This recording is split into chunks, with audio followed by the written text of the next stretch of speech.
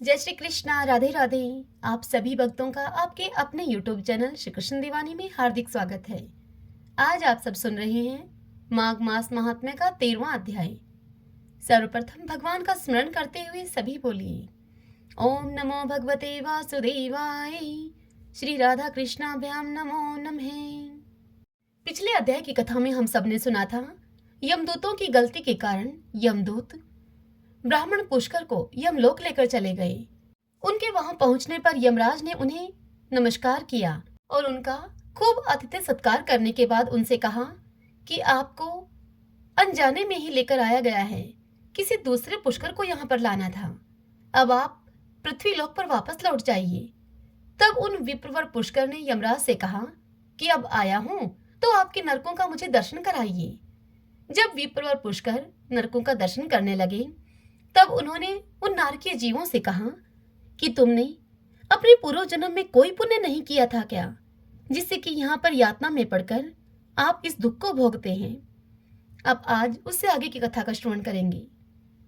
नरक के जीवों ने विप्रवर पुष्कर से कहा कि हमने पृथ्वी पर कोई पुण्य नहीं किया था, इसी कारण से इस यातना में पड़कर जलते और बहुत ही कष्ट पाते हैं।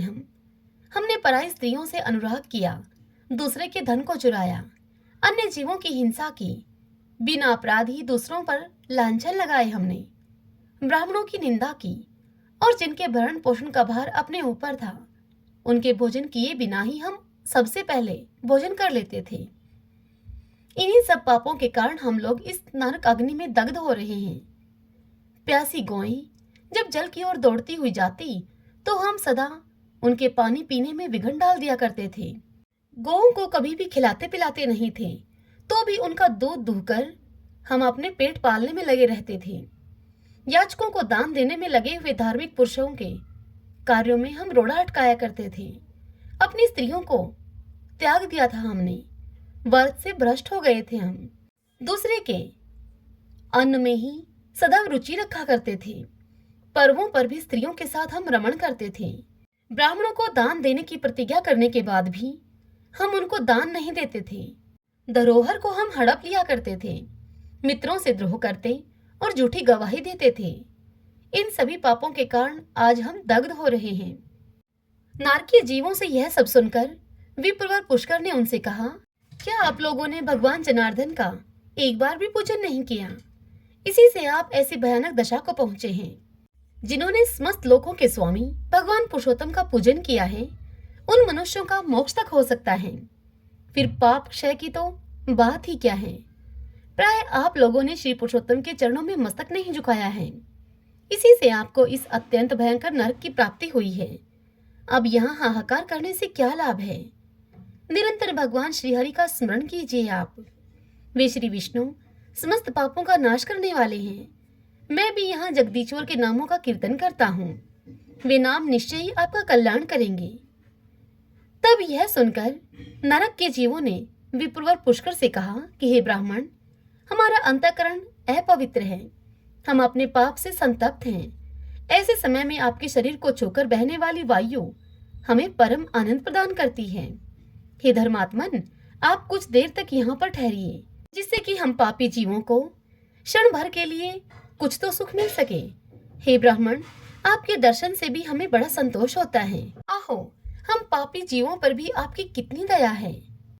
उन समस्त नारकीय जीवों और विप्रवर पुष्कर की आपस में वार्तालाप हो ही रही थी कि यमराज ने विप्रवर पुष्कर से कहा कि हे ब्राह्मण, हे धर्म के ज्ञाता पुष्कर, तुमने नरक तो देख लिए, अब जाओ, तुम्हारी पत्नी दुख और शोक में डूबकर बहुत रो रही है।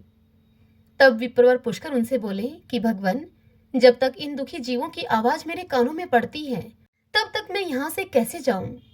जाने पर भी वहां मुझे क्या सुख मिलेगा? आपके किंकरों की मार खाकर जो आग के ढेर में गिर रहे हैं, उन नारकीय जीवों की यह दिन रात की पुकार तो सुनिए। कितने ही जीवों के मुख से निकली हुई यह ध्वनि सुनाई देती है, हाय मुझे बचाओ, मेरी रक्षा करो, मेरी रक्षा करो। समस्त भूतों के आत्मा और सबके ईश्वर सर्वव्यापी श्री हरि की मैं नित्य आराधना किया करता हूँ। इस सत्य के प्रभाव से नारकीय जीव तत्काल मुक्त हो जाएं। भगवान विष्णु सब में स्थित हैं और सब कुछ भगवान विष्णु में स्थित हैं। इस सत्य से नारकीय जीवों का तुरंत कलेश से छुटकारा हो जाए।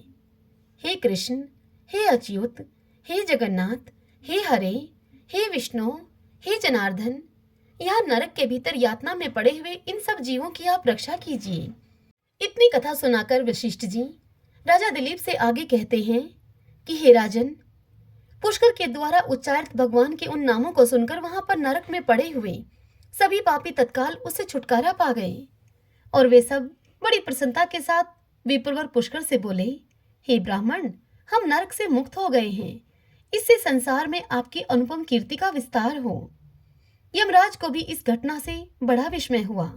वे पुष्कर के पास जाकर प्रसन्नचित्त होकर वरदान के द्वारा उन्हें संतुष्ट करने लगे। वे बोले, हे धर्मात्मन पुष्कर, तुम पृथ्वी पर जाकर सदा वहीं पर रहो। तुम्हें और तुम्हारे सुहृदों को भी मुझसे कोई भय नहीं है। जो मनुष्य तुम्हारे महात्म्य का प्रतिदिन स्मरण करेगा उसे मेरी कृपा से अपमृत्यु का भय नहीं होगा। वशिष्ठ मुनि राजा दिलीप से कहते हैं कि हे राजन, यमराज के इस प्रकार कहने पर विप्रवर पुष्कर पृथ्वी पर वापस लौट आए और यहाँ पूर्व की भांति स्वस्थ होकर भगवान मधुसूदन की पूजा करते हुए रहने लगे। हे राजन, मेरे द्वारा कहे हुए महात्मा पुष्कर के इस महात्म्य को जो मनुष्य सुनता है उसके सारे पापों का नाश हो जाता है। भगवान विष्णु का नाम कीर्तन करने से जिस प्रकार नरक से भी छुटकारा मिल जाता है, वह प्रसंग मैंने तुम्हें सुना दिया है। आदि पुरुष परमात्मा के नामों की थोड़ी सी भी स्मृति संचित पापों की राशि का तत्काल नाश कर देती है। यह बात प्रत्यक्ष देखी गई है। फिर उन जनार्दन के नामों का भली भांति कीर्तन करने पर उत्तम फल की प्राप्ति होगी। इसके लिए तो कहना ही क्या है। श्रीमन नारायण नारायण हरि हरि, भजमन नारायण नारायण हरि हरि। तुलसी जी की कथा। सभी बोलिए तुलसी माता की जय। कार्तिक के महीने में सभी औरतें तुलसी माता को सींचने के लिए जाती थीं। सभी औरतें तो तुलसी माता को सींचकर वापस आ जाती थीं, परंतु एक बुढ़िया वहां पर आती, तुलसी माता का पूजन करती और फिर अंत में तुलसी माता से कहती, हे तुलसी माता, सत की दाता, मैं तेरा बिरला सींचती हूँ। तू मुझे बहू दे, पीले रंग की धोती दे, मीठा मीठा ग्रास दे, बैकुंठ में वास दे, चटके की चाल दे, अच्छी मौत दे, चंदन का काट दे, अच्छा राज दे, दाल भात खाने को दे और 11 का दिन दे, कृष्ण का कांधा दे। तब तुलसी माता यह बात सुनकर अब सूखने लगी। तब भगवान श्री कृष्ण ने तुलसी जी से पूछा कि हे तुलसी, तुम क्यों सूख रही हो? सुबह सभी औरतें तुम्हारी पूजा करती हैं, तुम्हें भोग लगाती हैं, फिर भी तुम सूख रही हो। तब तुलसी माता भगवान श्री कृष्ण से बोली कि मेरे मन की आप मत पूछो। तब भगवान श्री कृष्ण उनसे बोले कि अगर यह बात मैं नहीं पूछूंगा तो कौन पूछेगा? तब तुलसी माता ने कहा, हे श्री कृष्ण, एक बुढ़िया रोज आती है और हर दिन मुझे एक ही बात कहकर जाती है। मैं उसे और तो सब कुछ दे दूंगी, लेकिन वह श्री कृष्ण का कांधा मांगती है, वह उसे मैं कहां से दूंगी? यह बात सुनकर भगवान श्री कृष्ण मुस्कुराए और तुलसी जी से बोले कि जब वह बुढ़िया मरेगी तो मैं उसे अपने आप कांधा दे आऊंगा, तुम उस बुढ़िया से कह देना। अब कुछ ही दिन के बाद वह बुढ़िया माई मर गई। तब गांव के लोग उसे उठाकर लेकर जाने लगे, किंतु वह इतनी भारी हो गई कि किसी से भी न उठे। तब सभी ने कहा कि यह तो इतनी पूजा पाठ किया करती थी, पाप नष्ट होने की माला फेरती थी, फिर भी इतनी भारी हो गई। तब भगवान बूढ़े ब्राह्मण का भेष धारण करके वहां पर आए और सभी से पूछने लगे कि कैसी भीड़ है भाई ये? तब वहां खड़े हुए आदमी कहने लगे कि यह बुढ़िया माई मर गई है, बड़ी पापनी थी, इसीलिए किसी से उठती भी नहीं है। तब भगवान ने उन लोगों से कहा कि मेरे को इसके कान में एक बात कहने दो, तब यह आसानी से उड़ जाएगी। तब वहां लोग खड़े हुए थे, वह कहने लगे कि ठीक है भाई, तू भी अपनी कोशिश करके देख ले। तब भगवान बुढ़िया माई के पास गए और उसके कान में कुछ यूं बोले। भगवान श्री कृष्ण ने कहा कि बुढ़िया माई, अपने मन की निकाल ले, पीतांबर की धोती ले, मीठा मीठा ग्रास ले, बैकुंठ का वास ले, चटक की चाल ले, चंदन का काठ ले, झालर की झनकार ले, दाल भात का जीमन ले और कृष्ण का कांधा ले। यह बात सुनकर अब बुढ़िया माई हल्की हो गई। उसे भगवान श्री कृष्ण अपने कंधे पर ले गए। अंत में बुढ़िया माई को मुक्ति मिल गई। हे तुलसी माता, जैसे आपने उस बुढ़िया माई की मुक्ति करी, वैसे ही हमारी भी करना। जैसे भगवान श्री कृष्ण ने उस बुढ़िया माई को कांधा दिया, वैसे ही हमको भी देना। सभी बोलिए तुलसी माता की जय। किसी गांव में एक सेठ सेठानी रहते थे। घर में धन धान्य की उनके किसी प्रकार की कोई कमी नहीं थी। वे दोनों पति पत्नी पीपल देव की नित्यनेम से पूजा किया करते थे। वह दोनों पीपल सींचने के लिए 5 कोस दूर जाया करते थे। समय अब बीतता चला गया, लेकिन उनका यह नियम नहीं बदला। वह दोनों अब वृद्ध हो गए थे। उम्र बढ़ने के कारण अब वह पीपल सींचकर जब घर पर आते तो बहुत ही थक जाते, और फिर घर आने के बाद उनसे कुछ काम भी नहीं हो पाता था। एक दिन सेठानी अपने पति से कहती है कि पीपल सींचकर आने के बाद इतनी थकान हो जाती है कि मैं घर का काम भी भली भांति नहीं कर पाती हूँ, जिससे कि घर का काम करने में मुझे देरी हो जाती है। अगर हमारे कोई संतान होती तो वह घर का काम कर लेती। सेठ जी तो पहले से ही मन संतान न होने के कारण बड़े दुखी रहते थे, किंतु सेठानी से इस विषय में वह कुछ कह नहीं पाते थे। लेकिन उनको बात यह खाई जाती थी कि हमारे जाने के बाद इस कारोबार का कौन मालिक होगा, इस कारोबार को कौन संभालेगा। अब आज सेठानी की बात को सुनकर वह भी अत्यधिक दुखी हो गए। सेठ जी की चिंता और अधिक बढ़ गई। सेठ जी को इस प्रकार चिंता में डूबा हुआ देखकर एक दिन सेठानी ने दाई को अपने घर पर बुलाया और उससे कहा कि तुम सेठ जी से जाकर कह दो कि मैं मां बनने वाली हूँ, और यही बात गांव में हर जगह फैला दो। गांव के लोगों की औरतों को भी कह दो। अगर तुम ऐसा करोगी तो मैं तुम्हें बहुत अधिक धन दूंगी और 9 लखा हार भी दूंगी। दाई सेठानी की बात को सुनकर लालच में आ गई, और फिर दाई ने वैसा ही किया जैसा कि सेठानी ने उसे करने के लिए कहा था। और फिर जब 6 महीने बीत गए तब सेठानी ने गोद भराई का कार्यक्रम रखा और फिर गांव में न्योता दिया गया। तत्पश्चात सेठानी ने दाई को फिर से बुलाया और उससे कहा कि मेरे 9वां महीना जब पूरा हो जाए तब तुम किसी के घर में भी बच्चा पैदा हो, उस बच्चे को लाकर मेरे घर में रुला देना। तुम्हारे ऐसा करने से मैं तुम्हें बहुत अधिक धन दूंगी। दाई ने सेठानी के कहे अनुसार वैसा ही किया।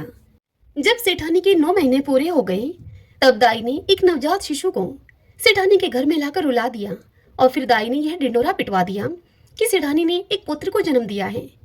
तत्पश्चात 1.25 महीना पूरा होने पर सेठानी ने जलवा पूजन का कार्यक्रम रखा। उस कार्यक्रम में उसने पूरे गांव को बुलाया। जब जलवा चूड़े की रस्म होने लगी तब लोगों ने उससे पूछा कि तुम्हारा बच्चा कहाँ है सेठानी। तब सेठानी कहने लगी कि यह पूजा मैं कटार के साथ करूंगी, कुंवर साहब को नजर लग जाएगी, इसीलिए उसे अभी बाहर नहीं निकालेंगे। और इसी प्रकार 5 से 6 साल बीत गए। गांव के किसी भी व्यक्ति या किसी भी औरत ने कुंवर साहब को नहीं देखा था। फिर एक दिन सेठानी सेठ जी से कहती है कि मेरा बेटा पढ़ने के लिए काशी जी जाएगा। सेठानी की यह बात सुनकर सेठ जी उससे कहते हैं कि मैंने तो आज तक तेरे बेटे को ही नहीं देखा है, कहाँ है तेरा बेटा? जिस बेटे को मैंने आज तक नहीं देखा उसे काशी जी में कैसे भेजूंगा पढ़ने के लिए? यह सुनकर सेठानी बोली कि जैसा मैं बोल रही हूँ आप वैसा ही करिए। पूरे गांव में आप यह बात बता दीजिए कि हमारा बेटा काशी जी पढ़ने के लिए चला गया है। सेठ ने सेठानी के कहे अनुसार सारे गांव में ऐसा ही बोल दिया। अब ऐसे ही समय बीता गया।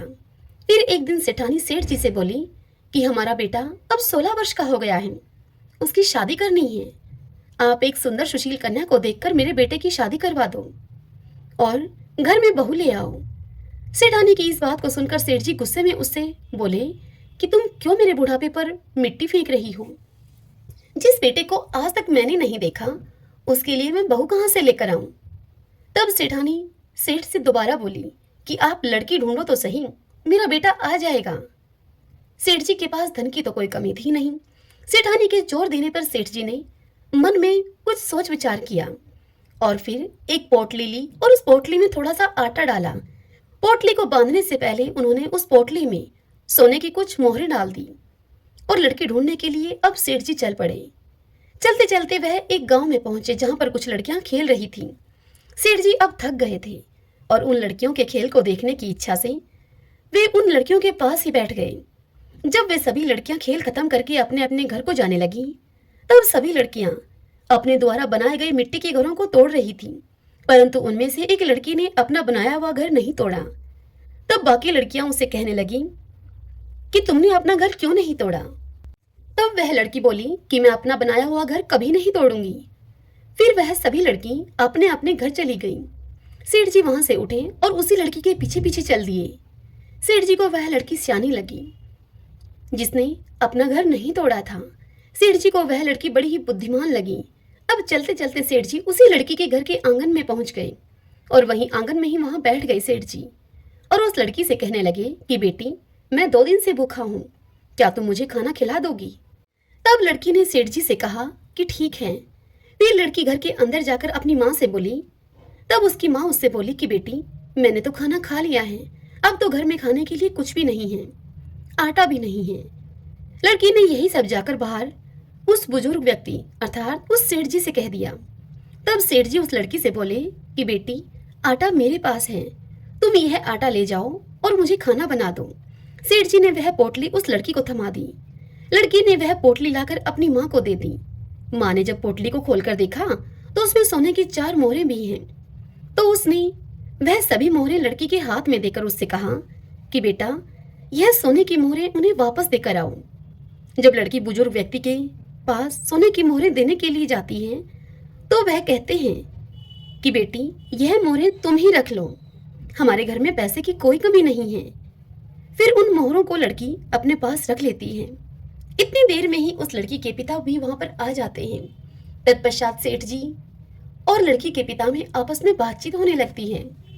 अब कुछ समय के बाद भोजन की थाल भी लगा दी जाती है और सेठ जी भोजन करने के लिए वहां बैठ जाते हैं और खाना खाते हैं। सभी बैठे हुए लड़की के पिता सोचते हैं कि यह बुजुर्ग व्यक्ति बड़ा ही धनवान है। अब जैसे ही सेठ जी खाना खाकर उठते हैं तब उस लड़की के पिताजी उनसे पूछते हैं कि आप आगे कहाँ जा रहे हैं? तब सेठ जी उनसे बोलते हैं कि मैं अपने लड़के की शादी के लिए लड़की देखने के लिए जा रहा हूँ। मेरा लड़का काशी जी पढ़ने के लिए गया हुआ है, वह 12 वर्ष के बाद लौट कर आएगा। यह सुनकर लड़की के पिता ने अपने मन में विचार किया कि यह व्यक्ति बड़ा ही धनवान है और लड़के की शादी कराने के लिए लड़की भी ढूंढ रहा है। क्यों ना मेरी लड़की का विवाह इसके लड़के से हो जाए। मेरी लड़की इनके घर में जाएगी तो बड़ा सुख पाएगी, राज रचेगी। यदि यह विवाह हो जाए तो कितना अच्छा हो। तत्पश्चात लड़की के पिता ने उस बुजुर्ग अर्थात उस सेठ जी से कहा कि यदि आपको ठीक लगे तो आप अपने बेटे का विवाह मेरी बेटी से करवा दीजिए। यह सुनकर सेठ जी बड़े ही खुश हुए और फिर एक नारियल और 1.25 रुपए का शगुन उस लड़की को दे दिया। तत्पश्चात सेठ जी लड़की के पिताजी से बोले, मेरा बेटा काशी जी पढ़ने के लिए गया है और वह 12 वर्ष के बाद लौट कर आएगा। तब लड़की के पिता ने कहा कि कोई बात नहीं है। तत्पश्चात सेठ जी ने घर जाकर सारी बात सेठानी को बताई। कुछ दिन बीत जाने पर सेठानी ने सेठ जी से कहा कि अब विवाह करा के उस लड़की को अपने घर पर ले आओ। तब सेठ जी उससे कहने लगे कि यही तो मन में चिंता का विषय है कि शादी कैसे होगी। तब सेठानी बोली कि शादी खांडे के साथ होगी। खांडा तलवार को कहा जाता है। तब सेठ जी फिर से लड़की के घर गए और वहां जाकर उनसे शादी के विषय में बात करते हुए कहते हैं कि मेरा बेटा अभी नहीं आ सकता, वह अभी काशी जी पढ़ने के लिए गया है। 12 वर्ष पूरे होने पर ही वह लौटेगा, अभी उसे आने में समय लगेगा। यदि आप राजी हो तो मैं अपने बेटे के स्थान पर यह खांडा रख दूंगा और यह शादी संपन्न हो जाएगी। पुराने जमाने में लोग ऐसे ही शादियां कर दिया करते थे। असली कीमत तो आदमी की वचन और जुबान की होती है। सेठ जी की बात को सुनकर लड़की के पिता ने खूब सोच विचार करके लड़की की शादी खांडे के साथ करवा दी। तत्पश्चात सेठ जी बहू को लेकर अपने घर को लौटे। सेठानी बहू को देखकर बड़ी खुश हुई, फूली न समाई। जब सेठ सेठानी पीपल सींचने के लिए जाते तो बहू पीछे से इस घर का सारा काम निपटा लेती और सेठ सेठानी के घर वापस आने पर वह बहू उनके लिए खाना बनाकर तैयार रखती थी और फिर उनके लिए खाना परोसती। तत्पश्चात वह बहू अपनी सास के पैरों की खूब मालिश करती और उनकी खूब सेवा करती और प्रेम के साथ उनके साथ उस घर में रहती। यह सब करते करते अब ऐसे ही 1 वर्ष बीत गया। फिर एक दिन जब सेठ सेठानी पीपल सींचने के लिए गए हुए थे तब उनके घर की आग बुझ गई। बहू जब आग लेने के लिए पड़ोस के घर में गई तब बहू ने पड़ोसन से जाकर कहा कि मुझे थोड़ी सी आग दे दो, मेरे सास ससुर आने वाले होंगे, मुझे उनके लिए जल्दी से खाना भी बनाना है। तब पड़ोसन ने उस बहू से पूछा कि तुम किसकी बहू हो? तब वह बहू कहने लगी कि मेरे पति काशी जी पढ़ने के लिए गए हैं। यह सुनकर पड़ोसन बहू से बोली कि सेठ सेठानी की तो कोई औलाद ही नहीं है। ये तुमसे झूठ बोल रहे हैं, ये तुझे ऐसे ही काम करने के लिए लेकर आए हैं। और इस प्रकार की बातें कहकर पड़ोसन ने उस बहू के कान भर दिए। फिर बहू ने घर आकर बिना मन के ही खाना बनाया, सारे जेवर उतार दिए और बिना श्रृंगार किए हुए पुरानी साड़ी पहन ली। जब सास ससुर पीपल सींचकर घर को लौटे तब उन्होंने देखा कि आज तो घर का कोई काम नहीं हुआ है। तत्पश्चात उन्होंने बहू से खाना मांगा। बहू ने खाना ला कर दिया। जब उन्होंने खाना खाया तो खाना बिल्कुल फीका था, बिल्कुल बेस्वाद खाना था, उसमें नमक मिर्च कुछ भी नहीं था। तब उन्होंने बहू से पूछा कि बहू आज क्या बात है? बहू आज खाना बिल्कुल फीका सा है। तब बहू ने उत्तर दिया कि आपको तो आज ही खाना फीका मिला है, मेरी तो पूरी जिंदगी ही फीकी है। तब सेठानी पूरी बात समझ गई कि आज इसके किसी ने कान भरे हैं, सब कुछ इसको बता दिया है। अब सेठानी सारी बात देखते समझते हुए चुप रहती है। फिर दूसरे दिन सेठ सेठानी पीपल सींचने के लिए जाने लगते हैं। तब बहू कहती है कि आपने मुझे 6 कोठों की तो चाबी दे रखी है, 7वें कोठे की चाबी मुझे क्यों नहीं दी है? मैं कौन सी बहू हूँ आपकी? तब सेठानी उससे बोली कि नहीं बेटा, ऐसी बात नहीं है, मैंने तो ऐसे ही यह चाबी तुम्हें नहीं दी थी। और फिर सेठानी 7वें कोठे की चाबी भी बहू को दे देती है और बहू को पड़ोसन से बात करने के लिए मना करती है। और फिर वह दोनों पीपल सींचने के लिए चले जाते हैं। अब पीपल सींचते समय भगवान विष्णु का नाम लेते रहे, वह माता लक्ष्मी का नाम लेते रहे। वह दोनों भक्ति भाव से भगवान विष्णु और माता लक्ष्मी की भक्ति, बार बार उनके नाम का उच्चारण करना, उन्हें भोग लगाना, यह तो उन दोनों की दिनचर्या का हिस्सा था। लेकिन उस दिन उनके मन में बहू के घर से जाने का डर भी था। उनकी आंखों में नमी थी और चिंता भी थी। वह बार बार बोल रहे थे कि भगवान आप ही हमारी लाज रखना। भगवान सदैव अपने भक्तों पर दयालु रहते हैं। वह भक्तों के दुखों में दुखी होकर स्वयं उसका निवारण करने के लिए आ जाते हैं। उधर सास ससुर के घर से जाते ही बहू जल्दी जल्दी काम निपटाकर पहले कोठे को खोलकर देखती है तो उस कोठे में, उस कमरे में खूब सुंदर सुंदर कपड़े थे। बहू उन कपड़ों को पहन पहन कर देखती है और खूब खुश होती है। इसी तरह बहू ने दूसरे कोठे को खोला, उसमें बहुत सुंदर सुंदर गहने भरे थे। अब बहू ने रोज रोज नए नए कपड़े गहने पहनना शुरू कर दिया। सास ससुर के आने से पहले वह उन कपड़ों और गहनों को उतार कर वापस रख देती थी। इसी तरह तीसरे कोठे में स्वादिष्ट व्यंजन थे। वह अपनी पसंद की मिठाइयां खाती और पूरा दिन खुश रहती थी। बहू ने जब चौथे कोठे को खोलकर देखा तो उसमें भांति भांति के अनाज रखे थे। 5वें और 6ठे कोठे को खोलकर देखा तो उसने देखा कि उस कमरे में हीरे और जवाहरात थे। अब उस सेठानी की बहू इन्हीं सब चीजों में व्यस्त रहकर खूब खुश रहने लगी। लेकिन कुछ दिन के बाद वह इन सब चीजों से ऊब गई। फिर एक दिन उसने 7वें कोठे को खोलकर देखा तो उसमें उसने देखा कि वहां उस कमरे में एक पीपल का पेड़ था और एक मंदिर था। बहू उसी कमरे में बैठ गई। अब थोड़ी ही देर के बाद उस पीपल के पेड़ में से एक सुंदर सा लड़का निकलकर बाहर आया। तब बहू उस लड़के से बोली कि आप कौन हैं? तब वह लड़का बोला कि मैं तुम्हारा पति हूँ। तब बहू ने उससे फिर पूछा कि आप तो काशी जी पढ़ने के लिए गए थे, आप इस कमरे में कैसे आ गए? तब वह लड़का बोला कि मैं तो अभी अभी आया हूँ, परंतु तुम माँ को कुछ मत कहना। उस बहू ने आज तक अपने पति को तो देखा ही नहीं था और वह इसीलिए उस लड़के के कहने पर बहू ने उसे अपना पति मानकर उसके साथ हंसी ठिठोली करने लगी, उसके साथ बातचीत करने लगी। अब तो बहू हर रोज सास ससुर के पीपल सींचने के लिए जाते ही उसी 7वें कमरे में आकर बैठ जाती और अपने पति के साथ खूब समय बिताती। थोड़े ही समय के बाद अब वह बहू गर्भवती हो गई। तब सेठ सेठानी को भला बुरा कहने लगे और बोलने लगे कि अब मैं गांव के लोगों को क्या मुंह दिखाऊंगा, मेरा तो बुढ़ापा ही तूने खराब कर दिया। तब सेठानी बड़े प्यार से अपनी बहू से पूछती है कि बहू यह किसका बच्चा है? तब वह बहू सेठानी से बोली कि माँ यह आपके बेटे का है, वह काशी जी से अपनी पढ़ाई पूरी करके वापस लौट आए हैं। तब यह सुनकर सास ने कहा कि बहू तूने तो मुझे आज तक इस बारे में कुछ बताया ही नहीं।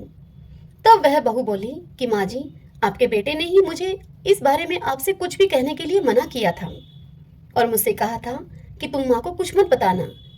तब सेठानी ने अपनी बहू से कहा कि कल जब तुम उससे मिलोगी तब उससे तुम कहना कि आपको मुझे 7वीं की चूड़ी पहनाने के लिए बाहर आना पड़ेगा। फिर बहू ने अगले दिन उस लड़की को यह सारी बात बता दी। तब लड़के ने कहा कि मैं जरूर आऊंगा। अब सास और बहू दोनों निश्चिंत हो गईं।